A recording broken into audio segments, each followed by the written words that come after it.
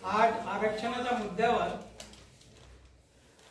श्री शेवट सर, अध्यक्ष महोदय, अलका ताई शिंदे सर, पचारे सर आणि द्रुपकर सर या संवादासाठी उपस्थित झालेले आहेत. त्यांनी आपल्या आपल्या परीने आपले आपले मुद्दे मांडलेले आहेत. मी सुद्धा दोन शब्द बोलू इच्छितो. अखिल धीवर समाज विकास समिती ही आरक्षणाच्या मुद्द्यावर इथं सर्व बांधवांसमोर चर्चेसाठी विषय मांडलेला आहे. त्यांनी या चर्चा विषयात एक मुद्द्याचा प्रश्न आणि कळीचा प्रश्न हा आहे की आरक्षण आपल्याला केव्हा भेटला. आपल्याला 1950 पर्यंत आपलं आरक्षण होतं, ते बी SC म्हणून. आज आपण काय करत आहोत? आज आपण SCचं आरक्षण घेत आहोत का? आणि नाही घेत आहोत तर का नाही घेत आहोत हा प्रश्न समाजासमोर कधी उलगडण्यात आला का? नाही. कारण की आपला समाज सध्या या सुप्त अवस्थेत आहे. या सुप्त अवस्थेतून आता आपल्याला जागरूक व्हावं लागेल आणि आपला जो 1950चा आरक्षण होता SCचा तो घ्यावा लागेल. आता घ्यावा लागेल म्हणजे काय? आपण घरी झोपून राहू आणि आरक्षण भेटलं पाहिजे म्हणून तर तसं होणार नाही.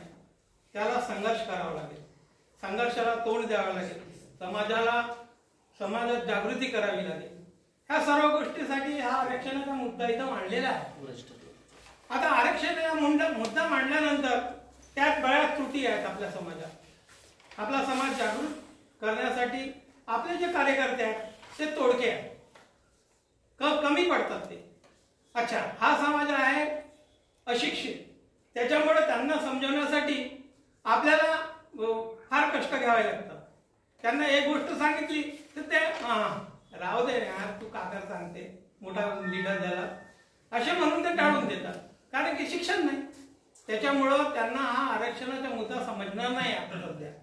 पण वेळोवेळी आपण त्याच्या कानावर टाकलं नाही आपल्याला आरक्षण भेटलाच पाहिजे कोणत्याही स्थितीत, तर ते त्यात जागृत होतील.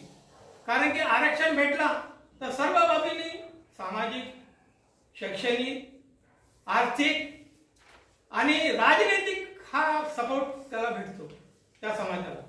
आज आपल्याला राजनैतिक सपोर्ट नाही आहे. कोणता आपला माणूस आहे आता या 70 वर्षाच्या काळात एकही दिवार फक्त रामटेकचे बर्वे साहेब झाले, त्याच्यानंतर एकही माणूस नाही दिसला मला तिथं. आहे का? हा मुद्दा तुमच्या समोर का आला नाही? तुमचा समाज अशिक्षित असल्यामुळे नाही आला.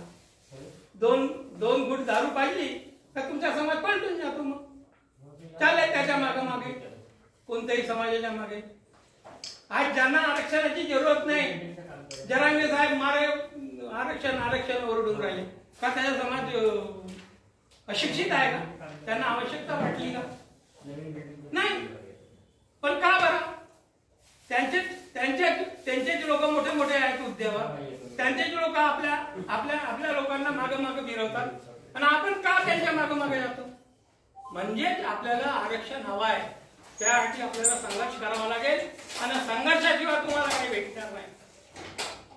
हा सामाजिक आरक्षण जेव्हा भेटेल तुम्हाला, तेव्हा तुम्ही संघर्ष करू शकाल. तुमच्या एखादा माणूस तिथं जाईल तेव्हा तो या गोष्टीला वाचा फोडेल. म्हणून माझी आग्रहाची विनंती आहे, ह्या मुद्द्यावर तुम्ही संघटित व्हा, एकत्रित व्हा आणि समाजाला जागृत करा. बस हे असे दोन शब्द बोलून मी आपले धन्यवाद मानतो. धन्यवाद भाऊ लोके सर. आरक्षणाची तळमळ आपण व्यक्त केली आहे. त्यानंतर